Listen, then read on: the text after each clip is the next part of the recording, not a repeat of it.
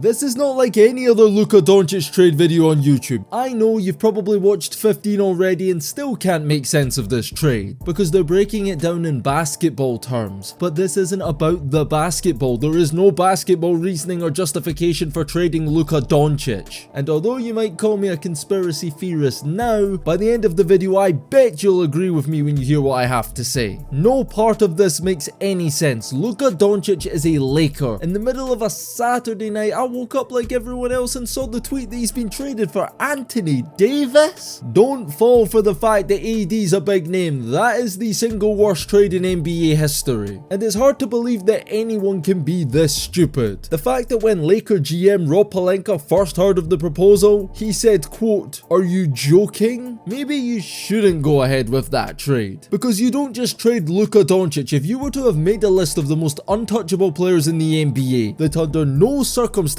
would their team even entertain trading them, other than Victor Wembanyama, Luka Doncic probably would have been second on that list. Luka Doncic is one of the few players in the basketball world today who legitimately has a chance to become one of the greatest of all time. And I'm talking top 15, top 10. I even loaded up NBA 2K, which is criticized for allowing the most unrealistic trades to happen. I tried to do this trade and got told, quote, "Luka Doncic is untouchable," and we'd have to be blown away to even consider this offer. I then tried using the trade finder and 0 possible trade opportunities came up. NBA 2K knows as well as we do that Luka Doncic was untradeable. And you know why. 7 years in the league, career averages of 28.6 points per game. That's the third highest of any player in NBA history. He also averages just 8.7 rebounds and 8.3 assists. And that's only the regular season. His career playoff averages are even better. 30.9 points, 9.4 rebounds and 8 assists. This is the same guy who last season scored 73 points on 76% shooting from the field in an NBA game. And do you know why he did this? Out of spite against Trae Young at the Atlanta Hawks, the team that just so happened to trade him on draft night. I say all of that to say just you wait and see what Luka Doncic does when he returns to play Dallas in the purple and gold. He might go off and break Kobe's 82-point Laker record. I'm being serious. But back on topic, Luka Doncic is 25 years old.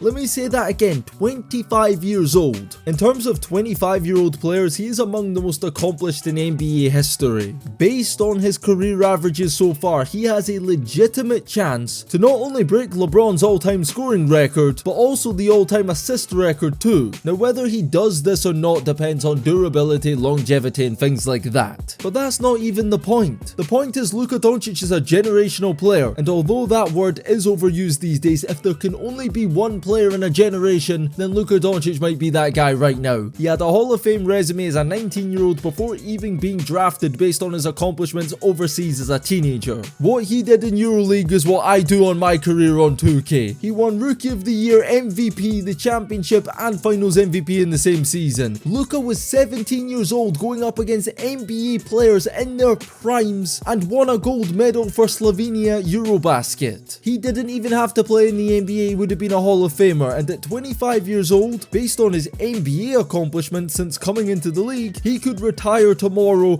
and would already have the resume worthy of being a first ballot Hall of Famer. I don't think some people realize who Luka Doncic is. He has been first team All-NBA 5 times every year since his rookie season. For context, only 21 players in NBA history have made first team All-NBA more than 5 times. Steph Curry, considered by some the greatest point guard now in NBA history, has been first team All-NBA less times than Luka. That's the guy that Dallas just traded. To put into context one last time, Luka Doncic is the same age right now as LeBron in 2010, Kevin Durant in 2014, Michael Jordan in 1989, and Kobe Bryant in 2004. Think about what those 4 guys went on to accomplish after 25 years old. Luka Doncic was on that same kind of trajectory, and that's what the Mavericks are gonna miss out on. Now, I know what you're thinking. Franchise players get traded all the time. Yes, but not like this. From Damian Lillard to Jimmy Butler, Anthony Davis, Paul George, Kawhi Leonard, etc., when these superstar players get traded, it's usually for one of 3 reasons. First being the superstar player requests a trade, usually because they're unhappy with their situation and they want to leave to have a better chance of winning. Current examples of this are Jimmy Butler, De'Aaron Fox, and this is what happened in the past with James Harden Harden in Houston and Anthony Davis in New Orleans and many other times. The second way this happens is if the player is in the last year of their contract and lets the world know that they won't be re-signing, and they usually end up trading that star for whatever assets they can recoup to avoid losing them for nothing in free agency. Some examples of this are Paul George in Indiana and Kawhi Leonard in San Antonio. And the third and final reason a team trades a star is because they realize they're not going to be able to build a competitive enough team around them. They want to hit the reset button and start from scratch. So they trade their star player at peak value for usually some sort of draft compensation and young talent. The Thunder did this with PG, Russell Westbrook, the Blazers did it with Damian Lillard, the Wizards with Bradley Beal, etc, etc. The Luka Doncic case is different. Luka didn't demand a trade. Luka didn't refuse to sign an extension. Luka was happy to be a Dallas Maverick and was one of the few players in the modern NBA that people thought would stay at one team for his whole career. He was supposed to be the heir to Dirk Nowitzki, a European star who spent his entire career there. And we know this because his dad went on television and basically revealed that Luka was completely blindsided by this. He's absolutely heartbroken. He didn't want to leave Dallas. He didn't want to get traded. He wanted to try and get back to the finals and win a championship for the city. And Mavericks fans are absolutely devastated about this trade. They are having an absolute meltdown and I don't blame them. Just look at how the fans are reacting to this. The Mavericks have already lost more than 1 million followers on social media. Fans feel betrayed by their organization. Since I've been a baby, this is the worst moment in the history of my life. This is ridiculous. This is crazy, man. We went to the NBA Finals. Why are we trading the best player, the franchise player? How are we trading the franchise player? We went to the NBA Finals. He's supposed to have a statue.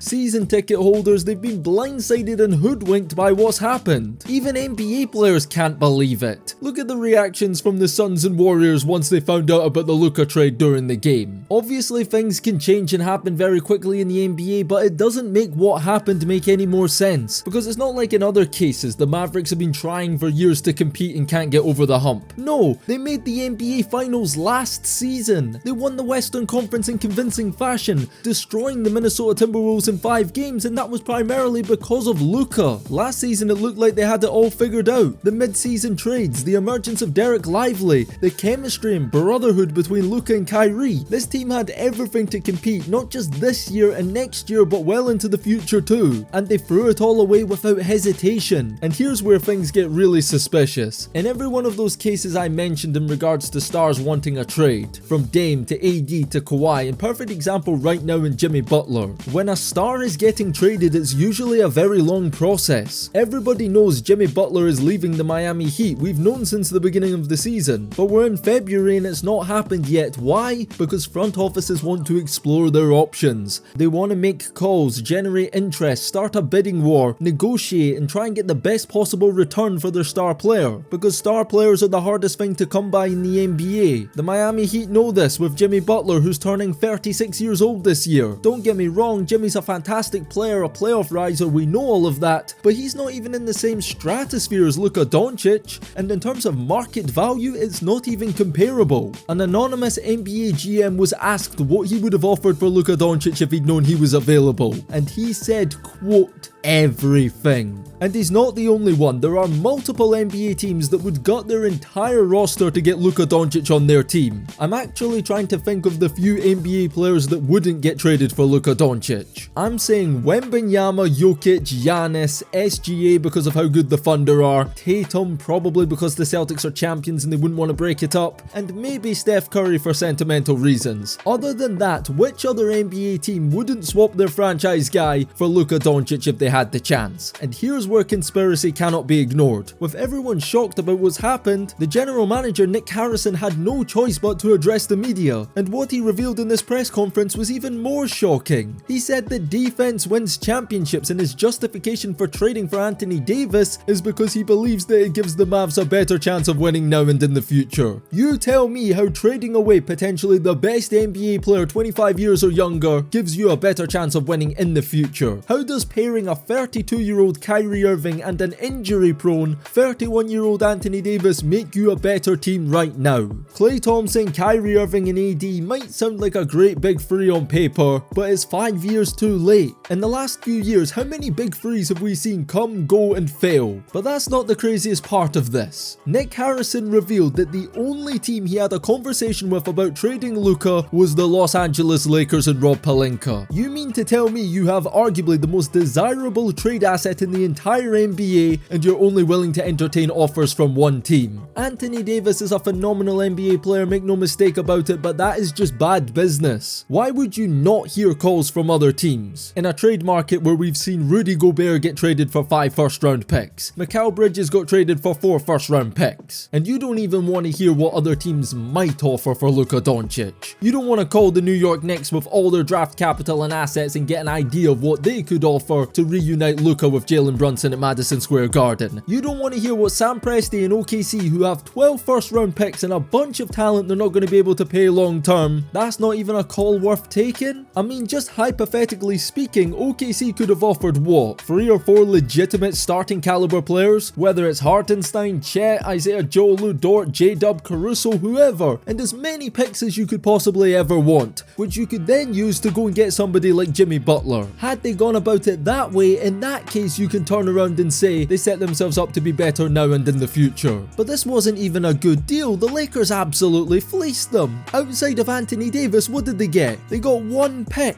They didn't get Rui Hashimura or Austin Reeves in the deal. They got Max Christie. And I honestly think if the Dallas Mavericks had asked for LeBron James, AD, Austin Reeves and 2 firsts, the Lakers still would have taken that trade. Because it's Luka Doncic. Players of his caliber do not just become available. So the fact that the Mavs, who had all the leverage in this situation, decided to box themselves in, limit their options, and exclusively deal with the Lakers, rushing to make a move happen as soon as possible, is something I cannot understand. The Lakers are desperate. They've been desperate. They've been trying to make a big trade for years and can't do anything because they have absolutely nothing to offer. A 40-year-old LeBron James whose farewell tour is pending, and an aging, injury-prone Anthony Davis and a whole lot of nothing else. This team wasn't positioned to compete long term. They weren't going to be good enough to win a championship this or next year, and now all of a sudden they're positioned to contend for the next decade because they've been gifted arguably the best player in the NBA on a silver platter with no competition whatsoever. Now if this was any other team, we could just call this the worst trade ever, but it's the Los Angeles Lakers, and what we can't ignore is that the NBA is in a crisis. All season long, everybody's been talking about the ratings, how the game is dying, and how much trouble the league is going to be in long term once the stars of old, LeBron, Curry and KD, finally decide to retire.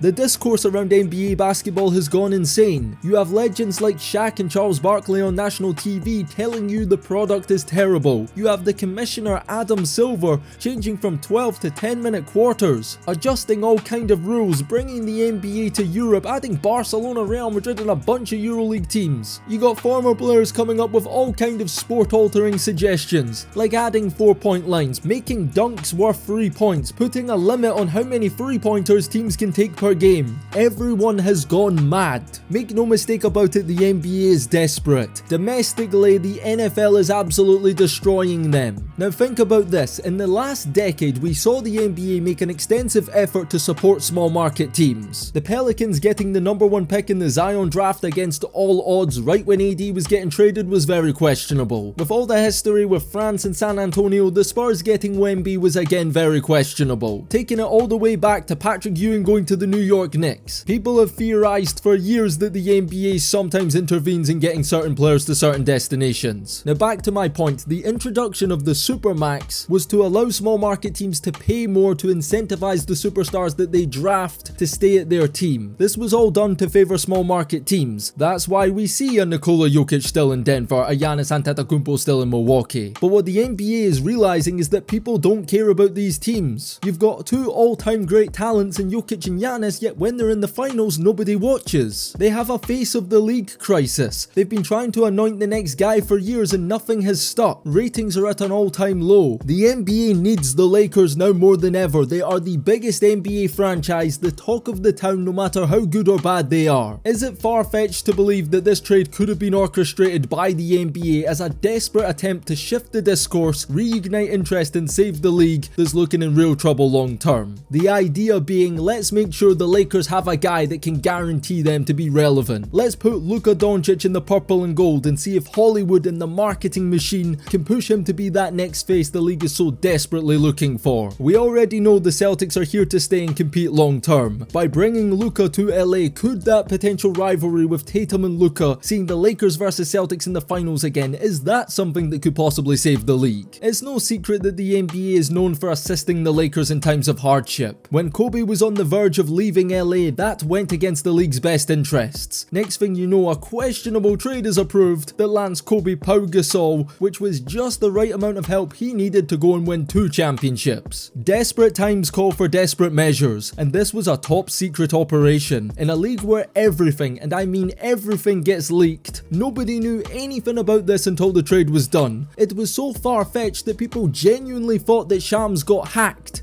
Okay, how many people after last night's nudes asked you if you had been hacked? My phone, I don't think I had about 300 text messages. Like, I know our people were like, some of them. I was like, is that the real Shams? Can't be I think him. my phone started malfunctioning and I... Like, it gets super hot. And he had to confirm that it was actually real before the mainstream media started reporting on it. Even Laker fans couldn't believe it. They thought it was a fake tweet. He's hacked. He's hacked. He's hacked. It's not real, bro. He's hacked, bro. All right, this thing is trolling clearly because that's just not real. This isn't real, bro. This isn't real. ESPN is saying it? Nah, what the fuck? They got Luka? Bro, we got Luka? Nobody come out and say it's fake already. Don't you say yes, this is real.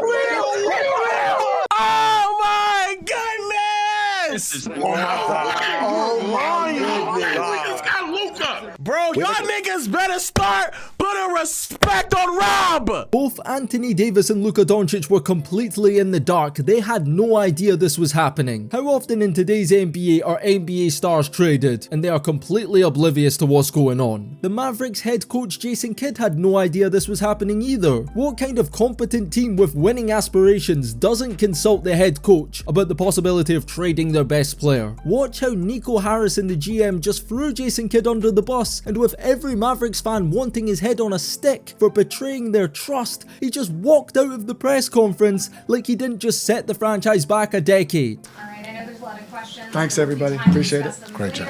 But we have a game tonight. I know this is crazy to say, but sometimes it isn't actually all about winning. Sure, the Dallas Mavericks want to win another championship, but they wanted to do it with Luka Doncic. That was their guy, their reason to pay their hard-earned money and turn up to the arena and support the team. That just doesn't happen. There is no way a trade of this magnitude can materialize completely in the dark unless it was done so by design. And if you think this was as simple as Rob Pelinka and Nico Harrison coming to this agreement with basketball in mind, you don't know how the NBA really works. The higher-ups had to be involved. No owner is just going to allow their GM to go and trade their most valuable asset. I wholeheartedly believe that Adam Silver, Rob Pelinka, Nico Harrison and the owners were all in on this. A top secret that nobody could know about because somebody decided it needed to happen. Even LeBron James, who they call the GM, a guy with enough pull on the Lakers to get his podcast partner a head coaching job and his son on the NBA roster, apparently had no idea this was happening either, which means Clutch Sports, the agency of both AD and LeBron, they didn't know about this either. Anthony Davis was the sacrifice. He's good enough and established enough in this league where you can at least try and justify it for his defense and all the other reasons Nico gave during his press conference, because they couldn't just gift Luka to the Lakers for Austin Reeves and Bronny James. Nobody is buying that. But based on the discourse I'm seeing, people are buying this, trying to justify it, talking about Luka's conditioning and how they're worried about giving Luka a supermax. The guy just played 90 games last season, went to the NBA finals and played in the Olympics. They're making it out as if he's some fat, Dorito eating, beer chugging, Overwatch sweaty gamer when he's actually one of the best players in the NBA. You talk about your concerns about Luka Doncic long term and his body holding up, but you've just traded for Anthony Davis, who's known to be one of the most injury prone players in the NBA and isn't getting any younger either. I see all of this as them weaponizing the narrative to their advantage in attempts to justify this in sporting terms for the casual fan that knows no better. In desperate times, the leagues will intervene if need be when the bottom line is affected, and the most important thing is money in the owners' pockets. If ratings are down and nobody cares about the league, owners are the ones that lose out. Their billion-dollar investments become liabilities. That is something the NBA cannot afford to happen, and we saw in the past when Chris Paul was going to get traded to the Lakers, David Stern vetoed the trade. Why? Because the New Orleans Hornets were in the process of being bought over, and they had to protect the valuation of the New Orleans franchise, because whatever they are bought for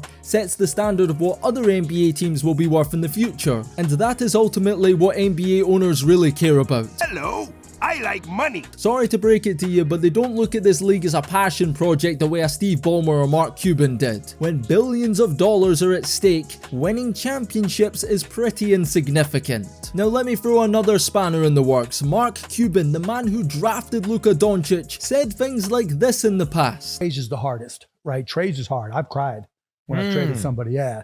I mean, guys that are really, really close to me. Who had you crying? I'm not going to even go there because he knows. That's love. Is he the greatest Mav of all time already? Yeah, Dirk is going to disagree with me, but he is. It's safe to say that other than winning the title with Dirk, drafting Luka Doncic was Mark Cuban's greatest accomplishment as owner of the Dallas Mavericks. He made it very clear he wouldn't trade Luka Doncic under any circumstances imaginable. But what happened last year? Mark Cuban sold his majority stake of the Dallas Mavericks. He's now a minority owner and no longer has a say. There are rumors and theories that the new ownership wants Mark Cuban out, and their plan long term is to bring the Mavericks to Las Vegas. The worst kept secret in the NBA is that they're looking to expand to Las Vegas in the coming years. The writing is on the wall with the association with all the gambling companies, and do you know who bought the Dallas Mavericks from Mark Cuban? The Alderson family. They own the majority stake in the Dallas Mavericks, and their hands are all over Vegas. Their company built the Palazzo and many other resorts. It is inevitable that Las Vegas with the gambling is about to become the hub of American pro sports, and every billionaire is going to want a piece of that pie, especially billionaires who own NBA teams and already have their fingerprints all over Las Vegas. Take a guess where the Mavericks hosted their preseason training camp. Spoiler alert, it wasn't Dallas, Texas. Now listen, regardless of whatever theory you may or may not choose to believe, I don't personally know myself, but what I can say for certainty is that this was not your normal NBA trade. This wasn't about basketball, and something isn't adding up. There's just too many things that don't make sense, and I ain't buying it one bit. For Dallas Mavericks fans, I don't blame you if you stop supporting the team. To drop a bombshell like this and trade your city's pride and joy just completely out of the blue like that, that is unforgivable. As for the Los Angeles Lakers, they've gone and done it again. LeBron really doesn't even matter anymore. Yeah, it'll be cool to see him play with Luka, but everything just changed. LA is now Luka Doncic's city, and I can't say it won't be entertaining to see how all of this plays out. But listen, if you've made it up to this point in the video, honestly, what do you think? Do you honestly believe that the Dallas Mavericks just traded Luka Doncic for Anthony Davis in the name of basketball and trying to get better? Or are you with me, knowing fine well there's something more to this, but just not having enough information yet to piece it all together? If you've made it up to this point in the video and enjoyed, make sure to subscribe to the channel, turn on notifications,